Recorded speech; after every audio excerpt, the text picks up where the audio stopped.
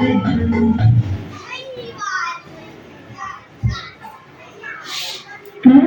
mode paired.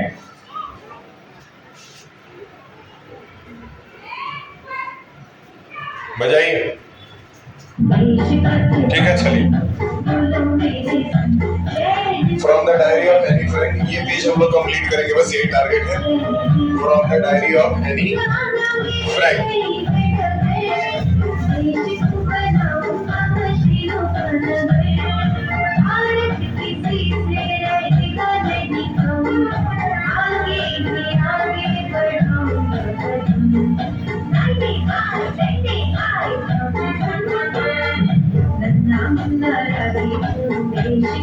From the diary of any friend. Basically इस chapter में before you read पहले हम लोग जान लेते हैं कि यहाँ पे है क्या। Any lease married Anne Frank, जिनका जन्म 12 जून 1929 में फरवरी के महीने में एक जर्मन परिवार में हुआ था।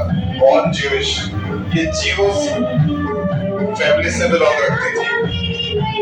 Over while hiding with her family and 4 friends in Amsterdam during the German occupation of Netherlands in War II. World War II का समय था। कब का समय? World War II का समय था। World War II में इनका परिवार एक जगह से दूसरी जगह भाग करके छुपने के लिए कहाँ आया था? एम्स्टर्डम आया था। कहाँ आया था? एम्स्टर्डम। क्यों आया था? आने का रीजन क्या था? आने का रीजन यही था क्योंकि वहां पे हम लोगों ने जैसे एसएसटी में पढ़ा था। एसएसटी में क्या पढ़ा था हम लोगों ने? एसएसटी में पढ़ा था ना कि जर्मन्स में जो हिटलर था वो जो नाजीज को फॉलो करता था, वो ज्यूज से बहुत ज्यादा नफरत करता था, और ये जो थी वो ज्यूज थी। ठीक है, चलिए आगे देखते हैं। Her family had moved to Amsterdam after the Nazis gained power Germany, but they are trapped when the Nazi occupation extended to the Netherlands. As precaution against the Jewish population increased, the family went into hiding in July 1942 in the hidden room of her father Otto Frank office building. War से बच करके ये लोग अपने पापा के office में जाकर के छुप जाते हैं 1942 में, ऑफिस के बिल्डिंग के अंदर basement. After 2 years in hiding, 2 साल तक छुपे रहते हैं। अभी युद्ध ही लगभग 6 साल चला था, तो 2 साल तक छुपे हुए थे। 2 साल तक छुपे हुए थे। मैम, इसका वॉल्यूम कम करिए।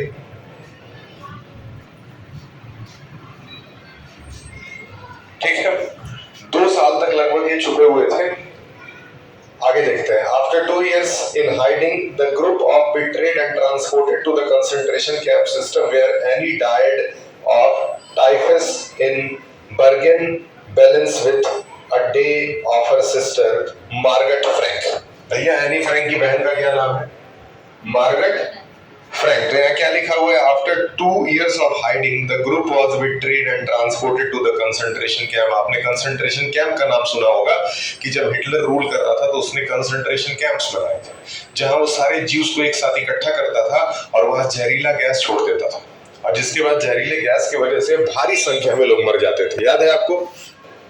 याद है?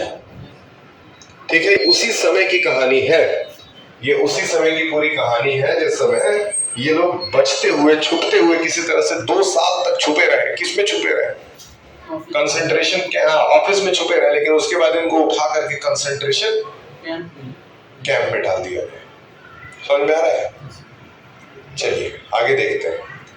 Any died of typhus in Bergen Belsen within days of her sisters Margaret Frank. Her father Otto and the only survivor of the group returned to Amsterdam.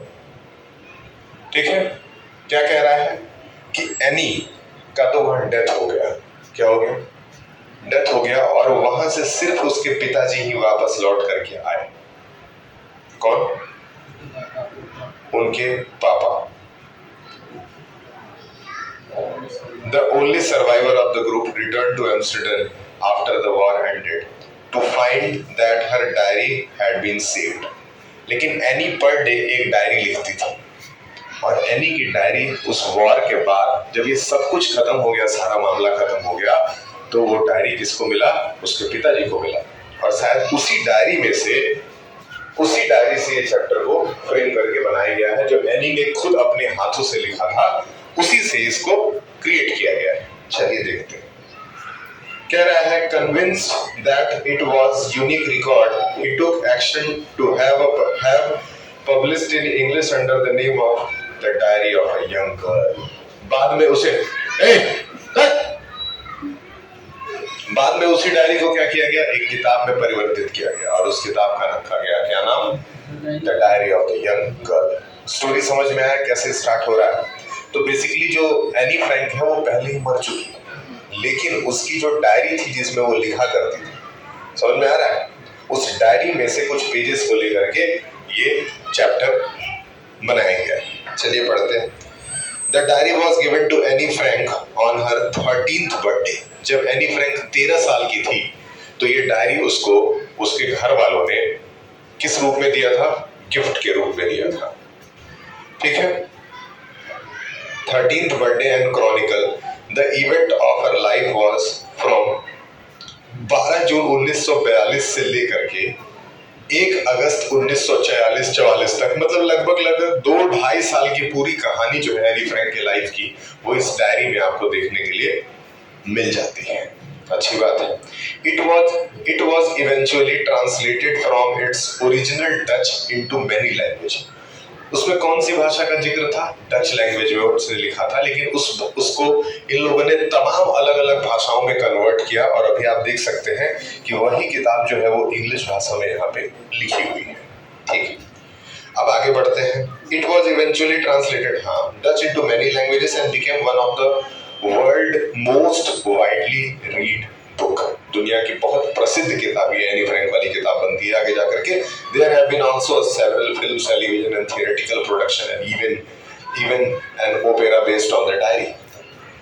इसके ऊपर मूवीज भी बनाए जाते हैं, कई सारे सीरीज बनाए जाते हैं और साथ ही साथ थियोरेटिकल प्रोडक्शन भी, मतलब जो थिएटर में नाटक होते हैं वो भी इनकी इस किताब के ऊपर होते हैं। Even an opera based on the diary described as the work of mature and insightful mind, the diary provides a intimate examination of daily life under Nazis occupation।